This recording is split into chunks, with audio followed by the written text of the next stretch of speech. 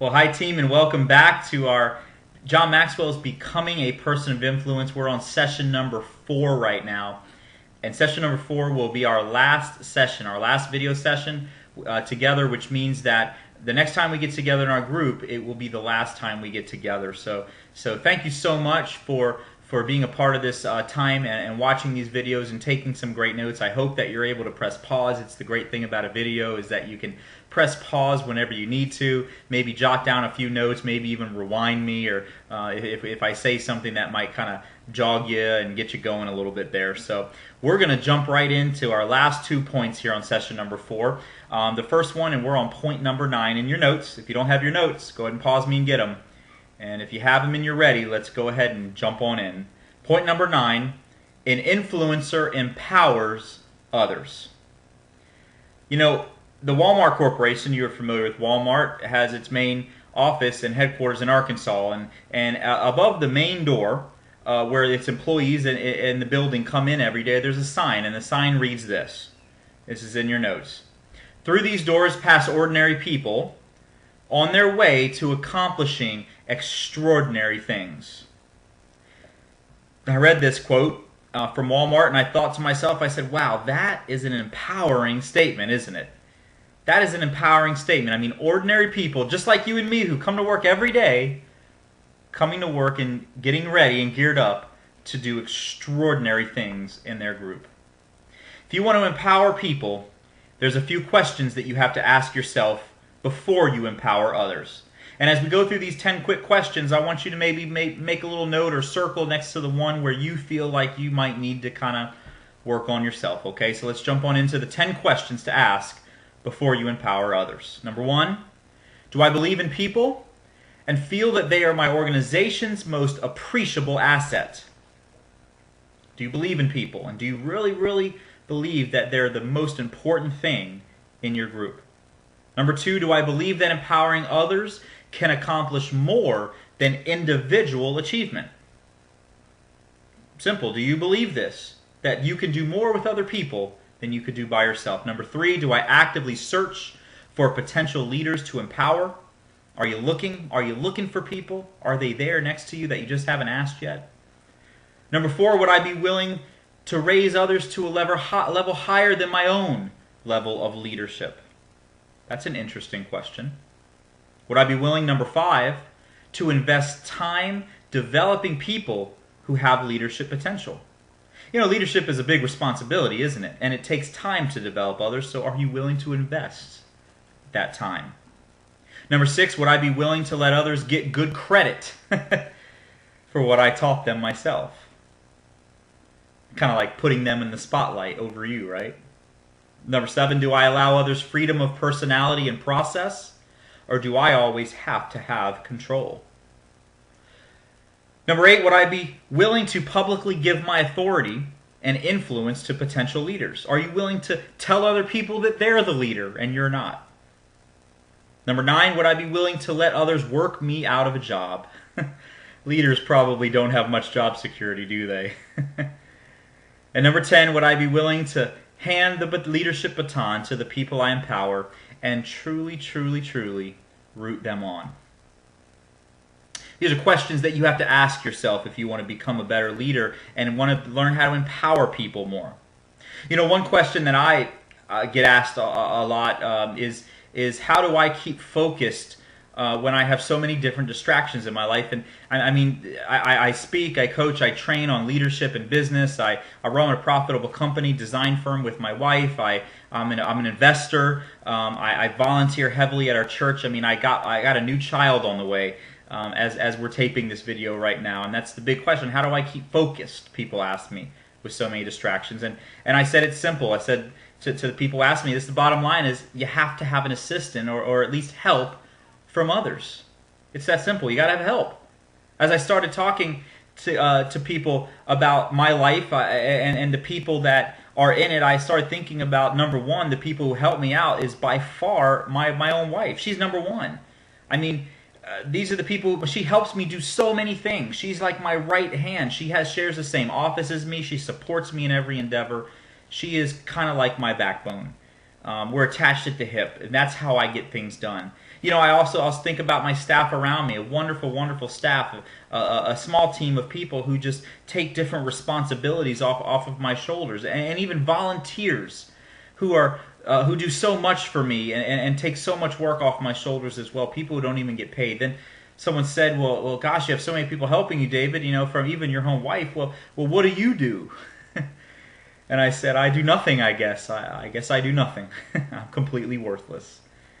But let me tell you, it's the greatest feeling on earth to be completely worthless and do nothing. Well, I don't really do nothing. I do a lot, but the bottom line is, then I get to talk to them about the opportunity that I have, and I get to have the opportunity to share with them how other people can come along right side of them, just as they've come alongside with me and done with me as well. The countless wonderful people that are in my life who help me do so many things.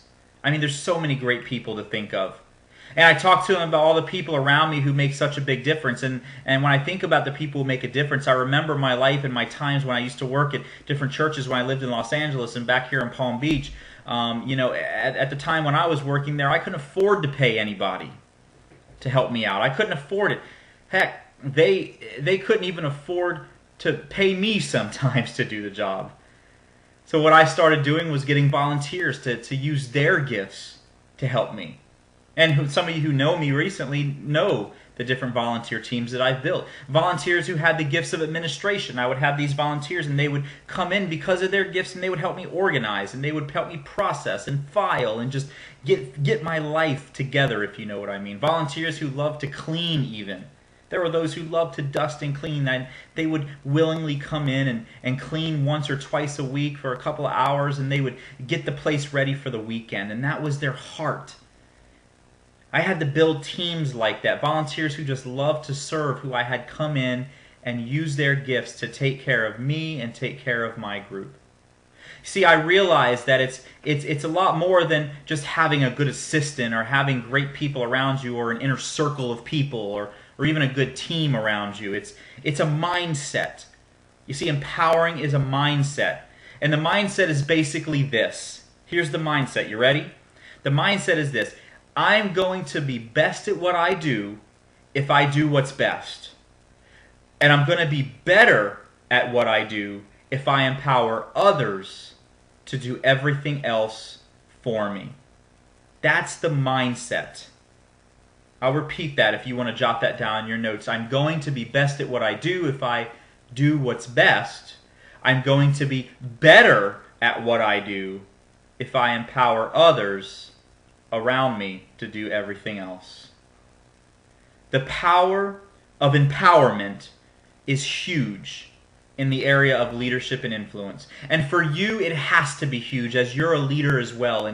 And you have groups and you have followers and people who follow you. It's huge if you want to grow your ministry. I am so indebted to the people around me because they've given me a level of freedom and pleasure that I couldn't get if I was to do it all by myself. And it's all because I empowered them, and now they've empowered me right back. See, empowerment, it's a two-way street. So let me give you the empowerment decisions that I made concerning assistants or even helpers, depending on where you're at in your leadership. Maybe it's just people around you who help you, but I did this more for an assistant, but you can follow me. The number one empowerment decision I make is I determined not to know everything in your notes. I determined not to know everything.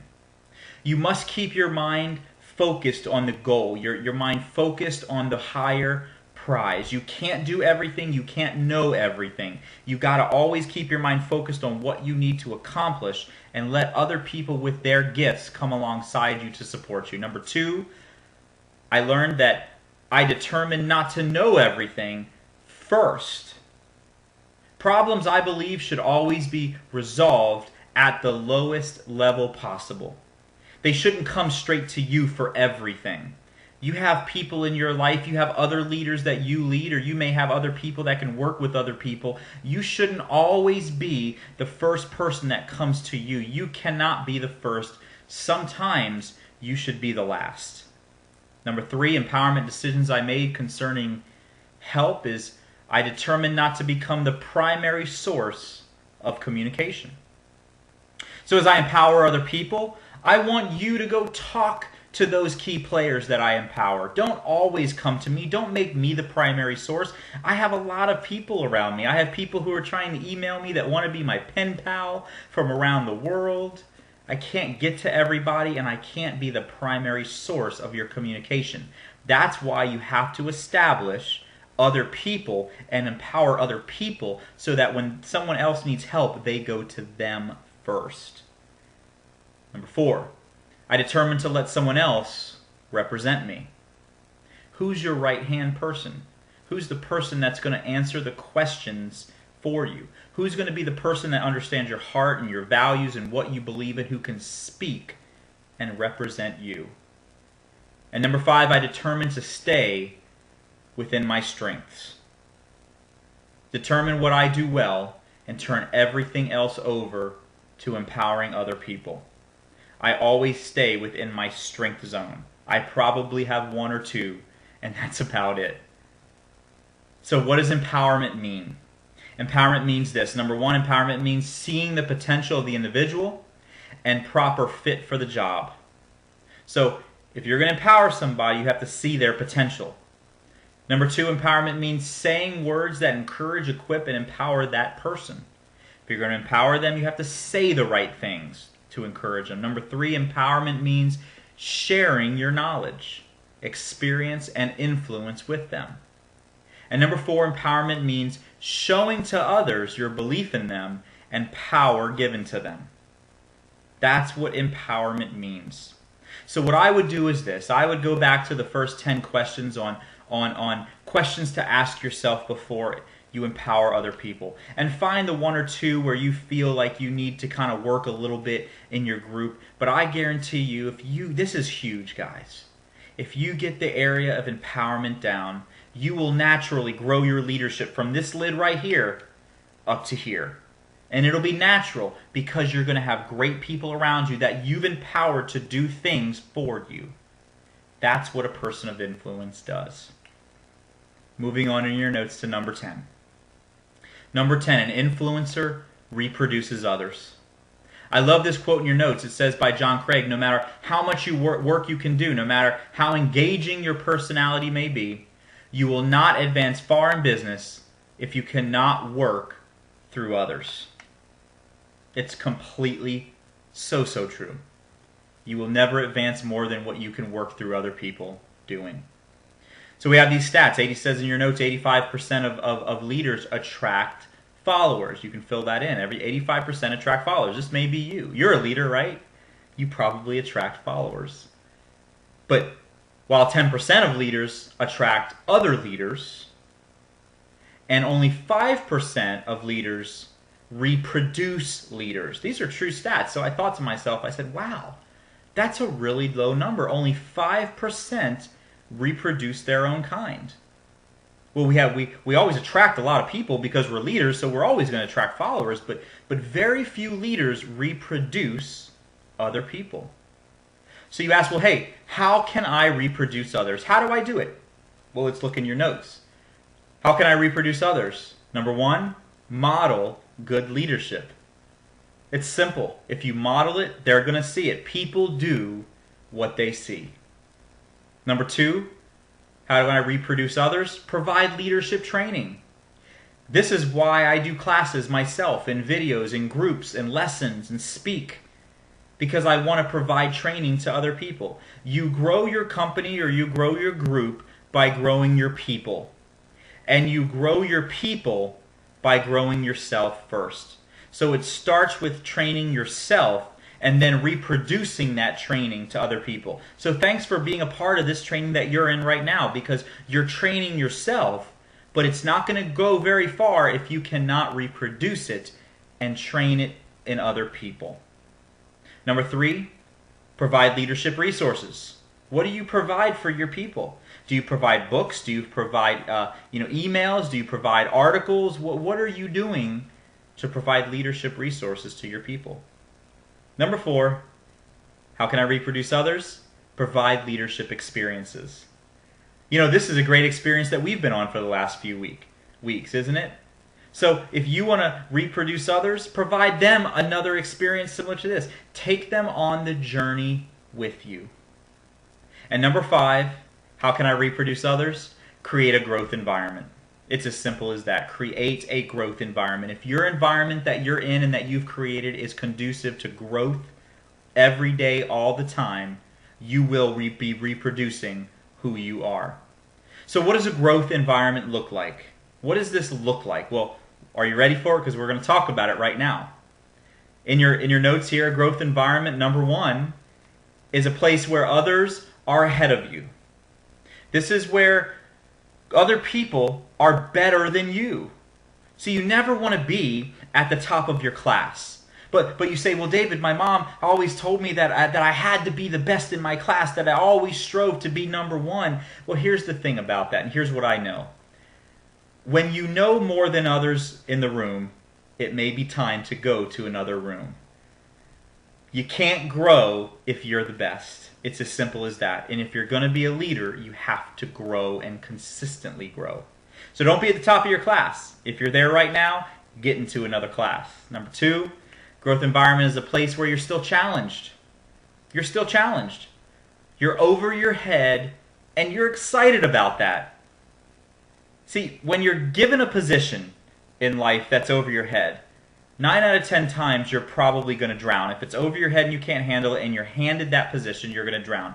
But when you grow into a position that's over your head, when you grow into it now, you'll probably still be underwater, but only for a short period of time, and I promise that you'll come through it. You always want to grow into the challenge and not being given it. So if you're in a growth environment is a place where you're still being challenged all the time and not being given the reins. Number 3, a growth environment is where your focus is forward. It's simple. Sometimes I really get concerned and worry about a place where people always talk about the good old days and talk about the past, and this is what I did, and this is my experience, and this is what had happened to me. Growth environment is where you're always focusing on moving your people forward in life. Number 4, a growth environment is where the atmosphere is affirming, where people around you and everyone in the group, you believe in them and they believe in you, and you're cheering them on with positive words of affirmation, encouragement, and love through your words. That's what affirming means. Is your groups like that right now? Number 5, a growth environment is where you're out of your comfort zone. You know, one of John Maxwell's books has this quote in it. I kind of loved it. The book is called Running with the Giants that he wrote, and it was a quote that he envisioned Moses saying to his people, that if you're in your safe zone, he says, get out of the safe zone and get into the faith zone. It's a bad place to be in when you're settled and you're comfortable with life. Because when you're comfortable with everything and you're settled down, you're not stretching yourself out, you're in a safe zone, you will not be growing. And a growth environment is where you're always stepping out of your comfort zone to do things that you would have never thought you could do before. Number 6, a growth environment is where you wake up excited every day. You wake up excited to be in that. You love what you're doing, even if you don't get paid for it. See, I learned that if you do things long enough with passion and excellence, soon someone's going to come along and pay you for it. And then others out there don't have excitement or passion at all and wonder when they're going to get a raise. Well, here's the deal, guys. The raise goes into effect when you do. So get excited. And if you can't get excited about where you're at, you're not in a growth zone. It's just like being at work. If you can't get excited about what you do, get out of what you do and go do what you want to do. Okay. Number 7, growth environment is where failure is not feared. You see, failure is never the problem, but it's the response to failure that's the problem. The question is, have you messed up? Well, of course you've messed up. I mean, for some of you, messing up is probably your spiritual gift. For me, messing up is my gift. I have so many failures in life, guys. I can just ramble off on and on. Let me tell you, it's not about the failures. It's about it's about your response to it. So don't fear failure. If you're a group or you don't feel failure, and you feel like you can jump and dive into something and not worry about if you're going to fail and if it's going to bomb, that's how you know you're in a growth environment. Moving on, number 8, growth environment is where others are growing. See, you can't stand out as the only one growing. You can't be the one who stands out in the class. Everyone has got to be growing. If you're the only one who stands out, once again, get out of that class and find yourself a group where everybody's growing, because you've probably hit your lid. Number 9, growth environment is where there's a willingness to change. See, people are willing to make changes and do things just a little bit differently because of what you taught them. And last, a growth environment is where growth is modeled and growth is expected.